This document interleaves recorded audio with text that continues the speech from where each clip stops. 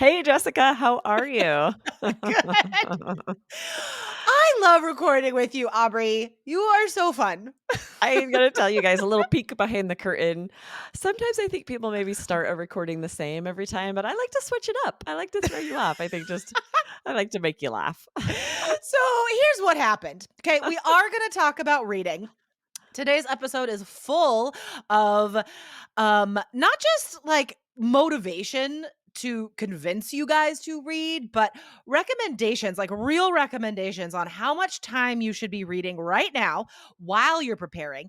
And we're going to give you exact wonderful recommendations for things you should be reading according to your English level. So, that is all coming up. But what happened just now? Why was I laughing as soon as we started?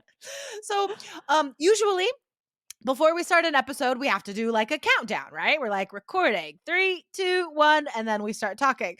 But today, Aubrey, will you like reenact what you did? Yeah, I was like, recording 3, 2, 1. Hey, Jess. But you were like quiet. You're like It's kind three, of two, one, and whispering. it was funny. It was funny. Okay, maybe I didn't explain it You so had to our be there. listeners still think it's funny. Let's move on. Today, we are answering a question from a YouTube subscriber. Thank you so much, Suresh Gurjar, for your question. You left a comment on um the podcast 1185, that video, how to learn Mm. English for IELTS 3 great ways. So go back and listen or watch 1185, guys. But Suresh, after watching that, asked us, how many hours should we read for IELTS and what should we read? Two great questions. Yes, absolutely. We're going to dive into both because it's not enough to just to get a general idea of how much and you need specifics, right? I am the type of learner as well, the same as a lot of our listeners. I'm like, tell me exactly what to Yeah. do, how many minutes a day, and give me Yep. exactly what I should be reading and I will do it. But if I just have a general answer, then I don't do anything. Well, that's why our study plan works so well in Three Keys Yes. IELTS, right? Because we tell you exactly what to do every day, how long, Mhm. exactly you should be reading and watching. But yes, guys, you have to have specific schedules for IELTS Mhm. because there's so much to learn. There's so much to practice that you really need to have an organized schedule before test day. Okay, so let's answer the first question first. How much should our students be reading, Aubrey? Yes, you guys need to be reading at least 30 minutes a day, 4 days a week. That's a minimum. If you have more time, absolutely read more, add an extra day, and you should be scheduling this out so you know Yeah, exactly when you're going to read or it just won't happen. All of us do that, right? We're like, I'll read totally. 30 minutes at some point today, then it just never happens. So plan out your day and decide when you're going to get that reading in. I mean, it is well worth the time, guys. Like before you go to bed every night, just take 5 minutes and look at your to-do list for the next day. Look at all these things you've written down or think about all the things you want to accomplish and actually make a schedule for yourself. I've been doing that because I've been so busy lately that in order for me to sleep well, right, and know that Mhm. it's okay, everything will get done, I do sit down at night and do like a daily schedule for myself.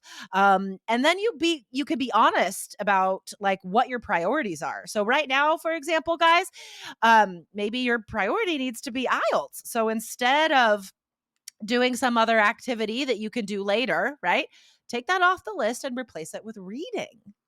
Yes, this is going to help you avoid that habit that we sometimes get into where if the day before we're not really clear about what we're doing the following day, then we wake up in the middle of the night just stressing about everything we have to do. So, just like you said, eliminate that, get really organized, plan out your day, and plan to spend at least 30 minutes reading 4 days a week while you prepare for IELTS. Now, I know a lot of listeners are just like, I don't like reading.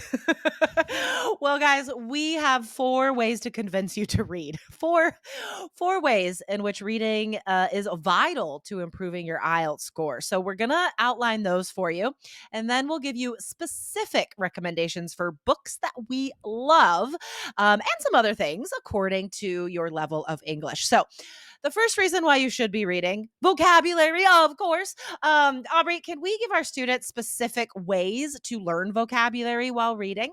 Yes, right? You need to be looking for that higher level vocabulary that would impress an examiner in an essay or your speaking test, and add 2 new words to your vocabulary notebook every time you read.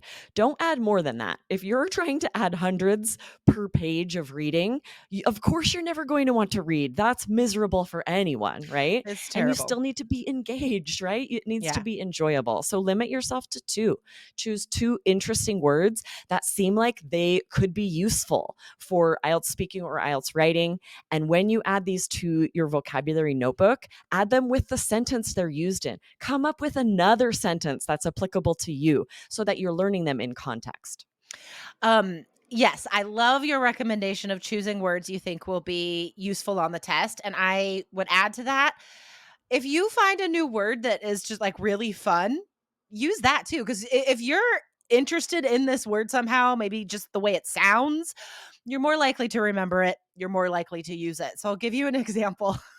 It was from the book I'm going to recommend in a little bit. The word unctuous. Okay, this is such a Mm. high level word, and I'd heard it before, but I didn't remember what it meant. And I looked it up, and it describes something that's like greasy, and it could describe like a sneaky, oily, like greasy person as well. And I fell in love with this word last week, and I've used it like twice I because love it's so that. fun. You're like added to my vocabulary bank, and now I'm going to use it all the Seriously. time. That's awesome. Unctuous, because it just sounds like bleh, and that's like what it means. All So right. And one last note on the vocab notebook, guys.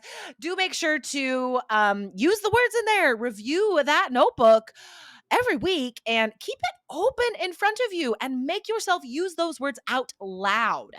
Okay. Grammar. Reading significantly helps your grammar improve because the more often you see correct grammar, the more likely you are to remember those rules, especially rules you've already learned but are not quite cemented yet. The more often you see this correct, the more likely your brain is to remember and then you will use it. yes, absolutely, right? The very best way to learn difficult things like phrasal verbs and which preposition to use when is to see it used correctly in what you're Totally. reading.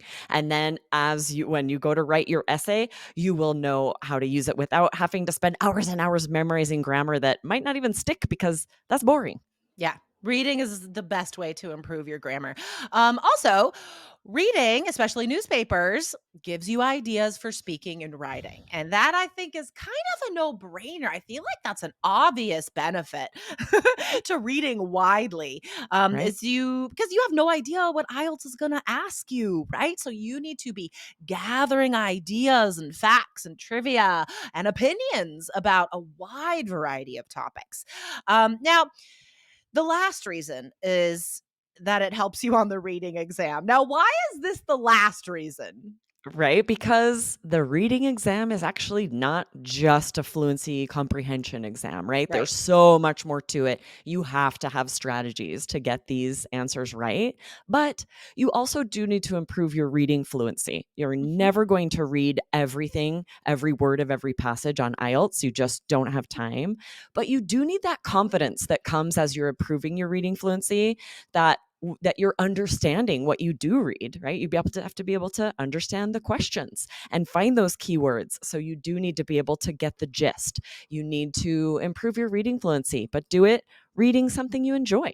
All right, awesome. Now for the funnest part to my mind, because you and I love talking about books and stuff. Right. All right, so we've divided our recommendations into two categories. Okay, if you are intermediate or lower as far as your English ability, Um, we do need to choose things that will still be comprehensible and enjoyable to you. Like, don't start reading James Joyce Ulysses or like Tolstoy's War and Peace. Like, don't start reading these like crazy hard things if you're at an intermediate level or lower, right? We want you to enjoy reading. So, here are some very fun recommendations for you guys. Look for YA novels or young adult novels, or even slightly younger age than that. I read an awesome book that was for like sixth and seventh graders last year called The Care and Feeding of a Pet Black Hole. I I have love that. recommended this book to so many people, like adults, because it's such a lovely look at grieving and sadness when Mm. we lose somebody, what happens in our lives and our minds. And it's just a beautiful, beautiful story, but also fun and funny, right? Because it's from an elementary kid's point of view. So that one is awesome. Um, the 39 Clues series, Aubrey, did you ever read those with your kids? No, I didn't, but, there's so many YA series, right? It's impossible to read them all, but yeah, I've heard that one's really fun. Did you read it? We're still reading it. Oh, nice. Um, It's like a th million books. It's yeah, I think 22 if I'm not wrong. But fingers crossed, knock on wood. My son, even though he's 12, he still likes me to read to him every night, and I do. And we've been reading, we're on like the 10th book in the 39 Clues series, and it's travel, it's history, it's culture, and it's fun. Oh, that's So, awesome. get into that series, guys. And then one last resource for you. Um, Oregon Battle of the Books. If you just go to the website, OregonBattleOfTheBooks.org. You will see lists and lists of amazing, amazing books per grade level. And they're all chosen by like really fun, cool librarians. That's And awesome. like they're all so good. James has loved every book he's read from those lists. So go there. Awesome. And if you are intermediate or higher, we also want to read a couple of books that or recommend a couple of books we're reading now. I saw the film A Man Called Otto starring Tom Hanks, and it was beautiful. I Oh, loved it. I cried. It's so good. It's on Netflix right oh, now. And I was telling a friend about it, and she said, "Have you read the book? It's called A Man Called Ove."